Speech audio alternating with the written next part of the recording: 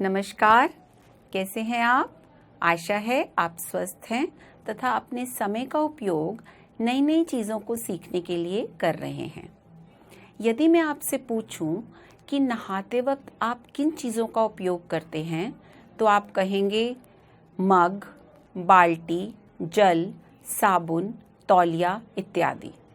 तो क्योंकि ये सभी चीज़ें नहाते वक्त आपके लिए उपयोगी हैं, तो यह संसाधन हुए। इसी तरह से प्यास लगने पर जब आप पानी पीते हैं, गर्मी लगने पर पंखा चलाते हैं, स्कूल आने जाने के लिए जिस वाहन का उपयोग करते हैं या फिर पढ़ते समय जिस पाठ्य पुस्तक का उपयोग करते हैं, यह सभी संसाधन हुए। तो आज हम आपकी भूगोल की पाठ्य पुस्तक का प्रथम अध्याय करेंगे, जिसका नाम है संसाधन।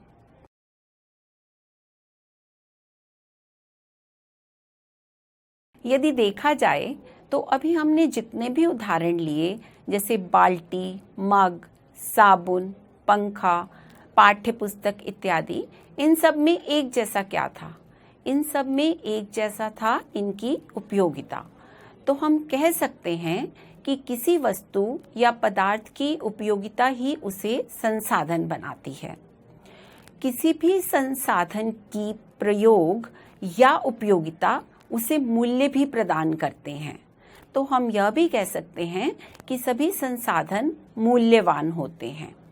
चलिए समझते हैं मूल्य क्या है। मूल्य का अर्थ है महत्व। कुछ संसाधनों का आर्थिक मूल्य होता है, जबकि कुछ संसाधनों का आर्थिक मूल्य नहीं होता। इसका अर्थ है कि कुछ संसाधनों के बदले में आप पैसे देते हैं और कुछ संसाधन आप मुफ्त में प्रयोग करते हैं। उदाहरण के लिए, धातुओं का आर्थिक मूल्य होता है। आप जब भी कोई सोना, चांदी, एल्युमिनियम या लोहा किसी प्रकार की धातु खरीदते हैं, तो उसके बदले में आप दुकानदार को रुपए देते हैं।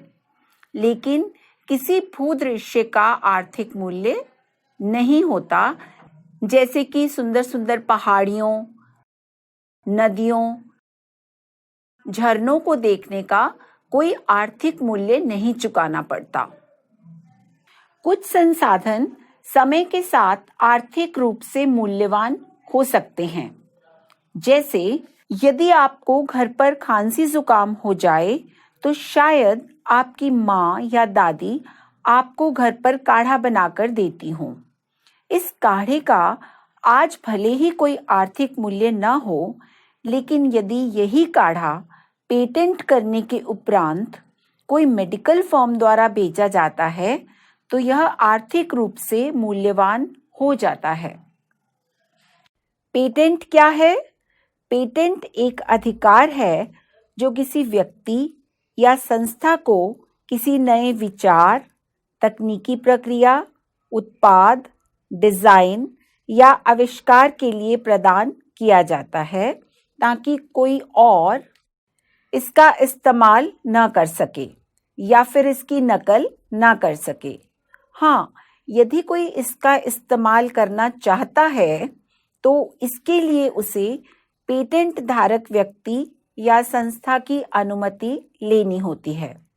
यदि आपके पास भी कोई ऐसा विचार या खोज है जो अपने आप में यूनिक अर्थात अद्वितीय है और आने वाले समय में लोगों के काम आ सकता है, तो आप भी इसका पेटेंट करवा सकते हैं।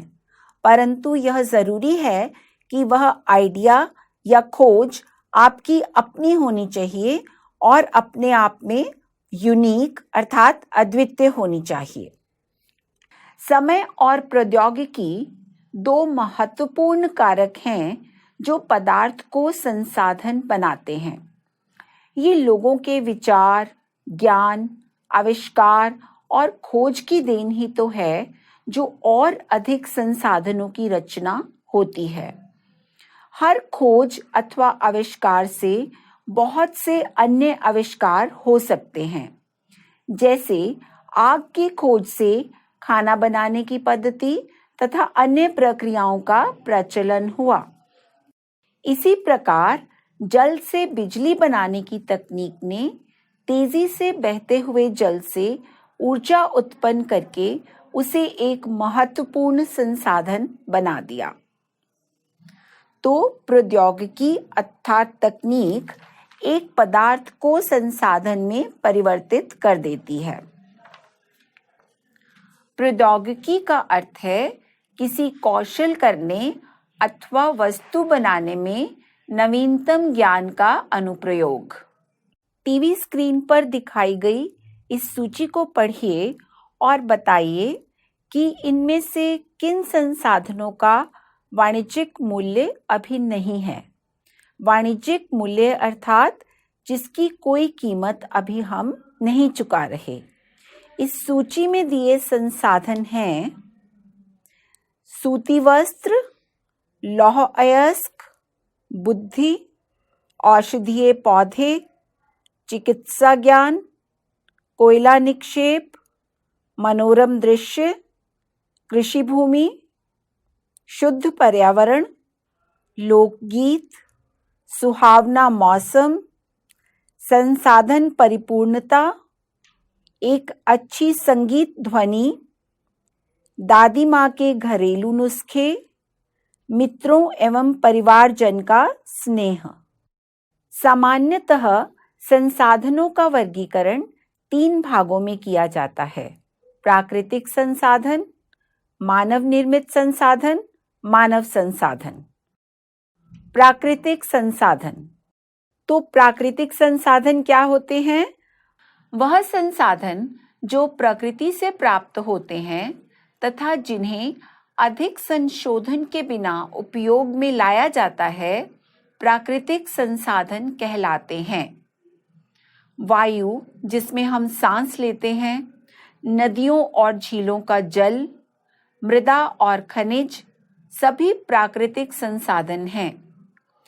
इन संसाधनों में से बहुत से प्रकृति के निःशुल्क उपहार हैं और सीधे ही उपयोग में लाए जा सकते हैं।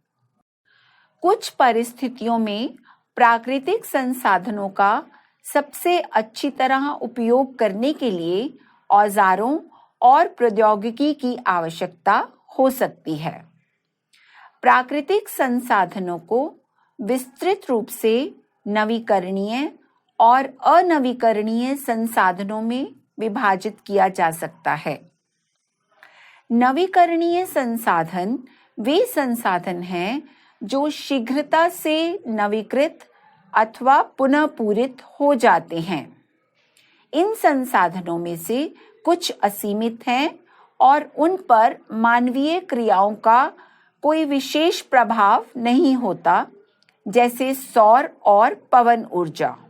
लेकिन फिर भी कुछ नवीकरणीय संसाधनों जैसे जल, मृदा और वनों का लापरवाही से किया गया उपयोग उनके भंडार को प्रभावित कर सकता है। यहाँ भंडार का अर्थ है उपयोग के लिए संसाधन की उपलब्ध मात्रा। यदि देखा जाए तो जल असीमित नवीकरणीय संसाधन प्रतीत होता है, लेकिन फिर भी जल की कमी और प्राकृतिक जल स्रोतों का सूखना आज विश्व के बहुत से भागों में एक बड़ी समस्या है। क्या आप बता सकते हैं कि ऐसा क्यों है? अनवीकरणीय संसाधन वे संसाधन हैं जिनका भंडार सीमित है। भंडार के एक बार समाप्त होने के बाद उनके नवीकृत अथवा पुनः पूरित होने में हजारों वर्ष लग सकते हैं। यह अवधि मानव जीवन की अवधि से बहुत अधिक है। कोयला, पेट्रोलियम तथा प्राकृतिक गैस अनवीकरणीय संसाधनों के कुछ उदाहरण हैं।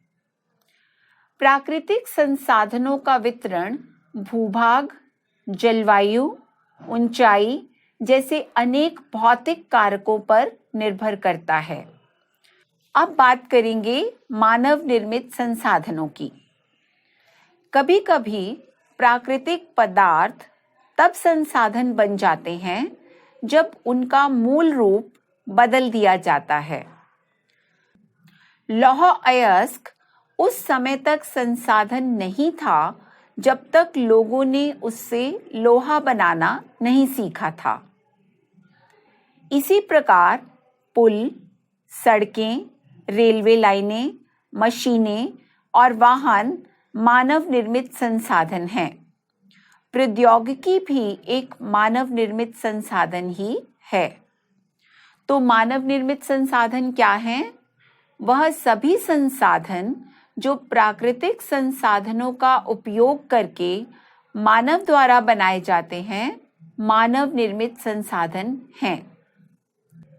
सोचिए, यदि मानव ना होता तो क्या विकास के जिस स्तर पर हम आज हैं उसे प्राप्त कर पाते? नहीं, क्योंकि मानव ने ही प्राकृतिक उपहारों का उपयोग करके मानवता का विकास किया है। तो मानव स्वयं भी एक महत्वपूर्ण संसाधन है। मानव संसाधन से तात्पर्य लोगों की संख्या और योग्यता से है। यद्यपि मानव को संसाधन मानने के संदर्भ में लोगों में मतभेद है, परंतु इतना होते हुए भी इस तथ्य से इनकार नहीं किया जा सकता कि मूलतः मानव की कुशलताएं ही भौतिक पदार्थों को मूल्यवान संसाधन बनाने में सहायता करती हैं। संसाधन बनाने के लिए प्रकृति का सबसे अच्छा उपयोग मानव तभी कर सकते हैं जब उनके पास ऐसा करने का ज्ञान, कौशल तथा प्रौद्योगिकी उपलब्ध हो। इसलिए मनुष्य एक विशिष्ट प्रकार का संसाधन है। शिक्षा और स्वास्थ्य लोगों को बहुमूल्य संसाधन बनाने में मदद करते हैं। अधिक संसाधनों के निर्माण में समर्थ होने के लिए लोगों के कौशल में सुधार करना मानव संसाधन विकास कहलाता है। कौशल विकास क्या है? इसका अर्थ है कि जिस काम को आप अच्छी तरह से कर सकते हैं, उसी कला को और विकसित करें। इन चित्रों को देखिए, कोई कुर्सी बना रहा है, कोई मूर्तिकार है, कोई कंप्यूटर पर काम कर रहा है, तो कोई पुल बना रहा है। तो कुर्सी बनाना, मूर्ति बनाना, कंप्यूटर पर काम करना, यह सब कौशल हैं। कौशल विकास की दिशा में हमारे माननीय प्रधानमंत्री श्री नरेंद्र मोदी जी ने भी एक बहुत ही सुंदर प्रयास किया है, जिसका नाम है प्रधानमंत्री कौशल विकास योजना। आप भी उन कलाओं की एक सूची बनाएं जिनमें कौशल विकास किया जा सकता है। सोचिए और बताइए कि आपके आसपास कौन-कौन से मानव निर्मित संसाधन मिलते हैं। क्या आप बता सकते हैं कि संसाधन बनाने में मनुष्य की शिक्षा, ज्ञान, प्रौद्योगिकी का क्या योगदान है? आपका अगला प्रश्न है, किसी भी देश में मानव संसाधन विकास के लिए सरकार क्या कदम उठाती है? संसाधन संरक्षण। जरा सोचिए, जिन संसाधनों का इस्तेमाल करके आज हम आराम से रह रहे हैं, जैसे जल, भोजन, बिजली, पेट्रोल इत्यादि, यदि आने वाले समय में यह उपलब्ध न हुए तो क्या होगा? निश्चित ही बहुत मुश्किलें आएंगी। तो यह आवश्यक है कि जो संसाधन आज हमारे पास हैं, उनका उपयोग हम समझदारी से करें। संसाधनों का सतर्कतापूर्वक उपयोग करना और उन्हें नवीकरण के लिए समय देना संसाधन संरक्षण कहलाता है। संसाधन संरक्षण के लिए यह जरूरी है कि हम पुनः चक्रण और पुनः उपयोग को अपनाएं। हमें यह भी ध्यान रखना होगा कि संसाधनों का उतना ही इस्तेमाल करें जितना आवश्यक है। अपनी आदतों में थोड़ा सा सुधार लाकर हम ऐसा कर सकते हैं। अब यह आपने सोचना है कि आपने अपनी कौन सी आदत में सुधार लाना है। जैसे मैंने सोचा है कि मैं सदा इस बात का ख्याल रखूंगी कि मेरे घर में बिजली व्यर्थ ना हो। जब हम संसाधनों का प्रयोग इस प्रकार करते हैं कि वर्तमान पीढ़ी के साथ साथ भावी पीढ़ी की आवश्यकताएं भी पूरी होती रहें, तो यह कहलाता है सतत पोषणीय विकास। सतत पोषणीय विकास के कुछ सिद्धांत हैं: जीवन के सभी रूपों का आदर और देखभाल, मानव जीवन की गुणवत्ता को बढ़ाना, पृथ्वी की जीवन शक्ति और विविधता का संरक्षण करना, प्राकृतिक संसाधनों के ह्रास को कम से कम करना, पर्यावरण के प्रति व्यक्तिगत व्यवहार और अभ्यास में परिवर्तन, समुदायों को अपने पर्यावरण की देखभाल करने योग्य बनाना। तो सतत पोषणीय विकास के ये सिद्धांत इस बात पर जोर देते हैं कि आज हम सबके लिए यह आवश्यक है कि हमें आज के साथ साथ अपने कल को भी संजोना है तथा जो भी प्रकृति ने हमें उपहार स्वरूप दिया है उस सब को सोच समझ के खर्च करना है, ताकि आने वाली पीढ़ी भी उसका इस्तेमाल कर सके। इसके साथ साथ हमें अपनी आदतों में भी परिवर्तन करना है। यकीन मानिए, हम सबके छोटे छोटे प्रयास भी बड़ा योगदान दे सकते हैं। अपने क्षेत्र के पर्यावरण की देखभाल अच्छे ढंग से करने की जिम्मेवारी भी हमारी है। तभी हम कहलाएंगे पर्यावरण मित्र और फिर होगा सतत पोषणीय विकास। चलिए अब कुछ प्रश्नों के उत्तर ढूंढते हैं। आपकी टीवी स्क्रीन पर जो प्रश्न दिखाए जा रहे हैं, आपको सही विकल्प चुनकर उनका उत्तर देना है।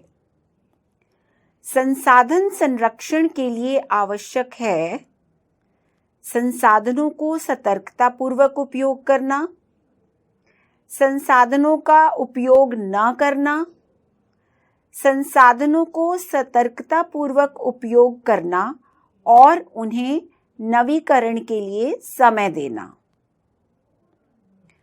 तो इसका सही उत्तर है संसाधनों को सतर्कतापूर्वक उपयोग करना तथा उन्हें नवीकरण के लिए समय देना।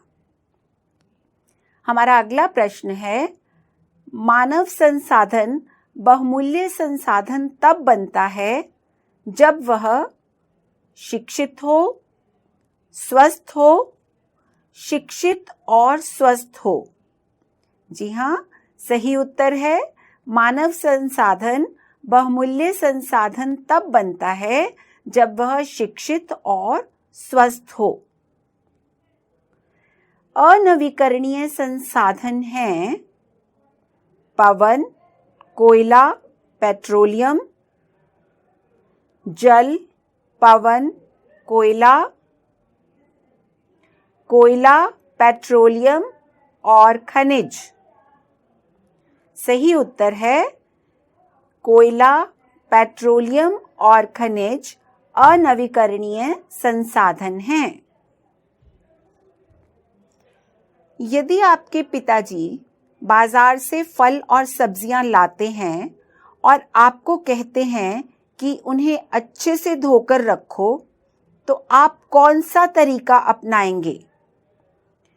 नल को चलाकर सब्जियां और फल साफ करेंगे, एक बड़े बर्तन या बाल्टी में पानी भरकर सब्जियां और फल धोएंगे, एक बड़े बर्तन या बाल्टी में पानी भरकर सब्जियां और फल धोएंगे तथा बाद में उस पानी को पौधों में डाल देंगे या फिर घर की साफ सफाई के लिए इस्तेमाल करेंगे।